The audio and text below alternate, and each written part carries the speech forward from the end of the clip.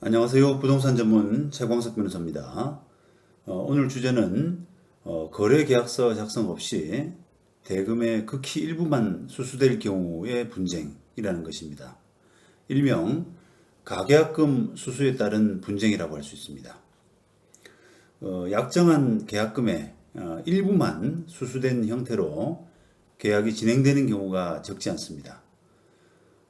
서면상으로 된 정식 계약서 작성 없이 대략적인 합의 내용을 바탕으로 구두상으로나 아니면 문자 또 카톡 메시지 등을 이런 교환하는 과정에서 이런 현상이 자주 발생하게 되는데요. 정식 계약서 작성 전이다 보니까 수수되는 액수는 대금의 10%에 달하는 적지 않은 이런 정식 계약금이라기보다는 그거보다는 훨씬 적은 소액을 수수하게 됩니다. 통상 이를 가계약금이라고 부르는데요. 이 가계약금은 법률 용어가 아니어서 법적으로는 단지 계약금 내지 대금의 일부인 셈입니다. 예를 들어서 아파트 매매 대금 10억 원에 계약금 1억 원으로 이렇게 약속하면서 가계약금으로 1,000만 원 정도가 수수되는 이런 경우라고 할 수 있는 거죠.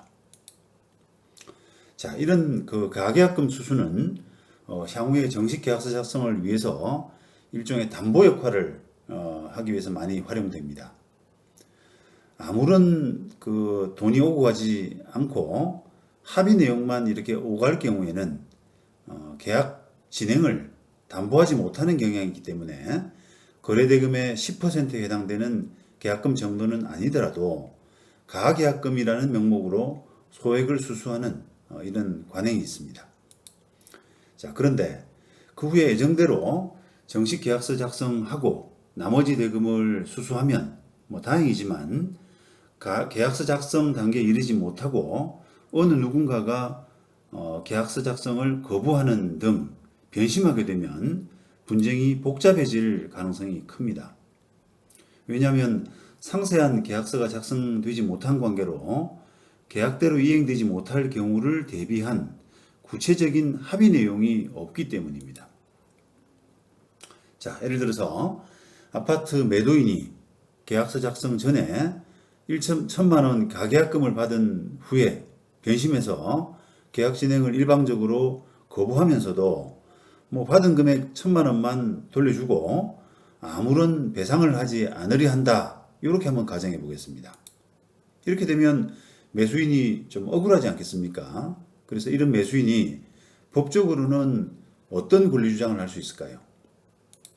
첫째는 계약의 이행을 구하는, 즉 나머지 대금 지급 1,000만 원을 뺀 나머지 대금 지급과 동시에 이전 등기를 해달라라고 청구할 수 있을 겁니다.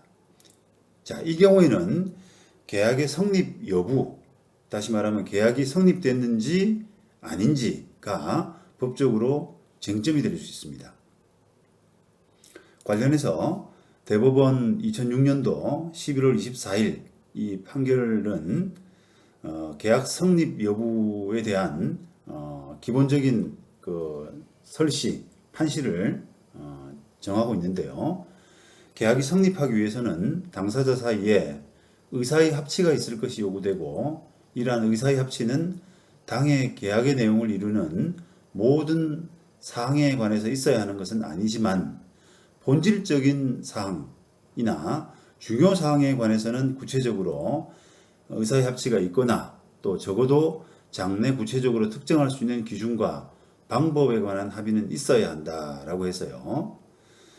매매 계약 같은 경우는 기본적으로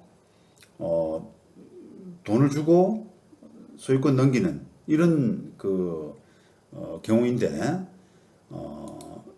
이 사례에서는 가계약서가 작성이 됐고 비록 가계약서에 잔금 지급 시기가 기재되지 않았더라도 그 다른 그 밖에 매매 목적물 그 다음에 매매 대금 이런 정도가 특정이 되고 중도금 지급 방법에 관한 합의 이런 정도가 있었다면 계약은 성립되었다라고 이렇게 판단을 한 겁니다. 자, 하지만 실무상 거의 대부분은 이런 이전 등기 청구보다는 매도인에 대해서 페널티 성격의 대가, 예를 들어서 손해배상을 구하는 형식으로 분쟁이 이루어지게 됩니다.